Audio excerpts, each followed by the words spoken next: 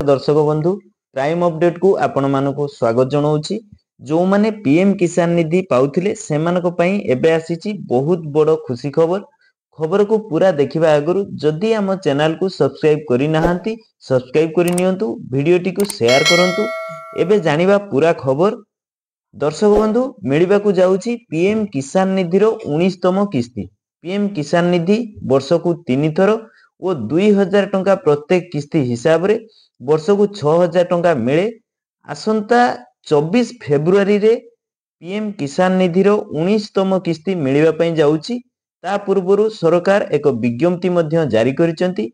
विज्ञप्ति रे एई भली भाव रे लेखा अछि जे जदि आपण मानकर ई केवाईसी पेंडिंग अछि ताहाले ई केवाईसी कराई नियंतु एवं जदि लैंड सीडिंग करि नाहांती ताहाले कराई नियंतु।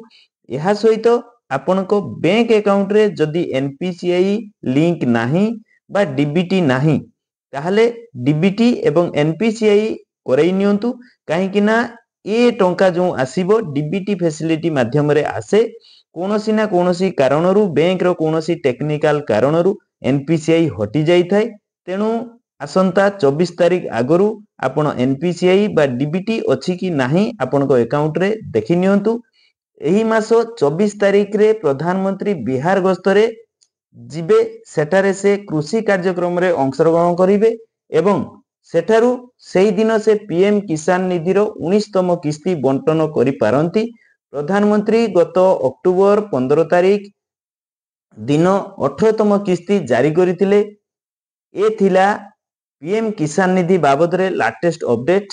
एई भली भाव रे लेटेस्ट अपडेट जानिया पई आम चैनल को सब्सक्राइब करंतु, लाइक करंतु, वीडियो को समस्तक पाखरे पहुंचांतु, शेयर निश्चित भाव रे करंतु।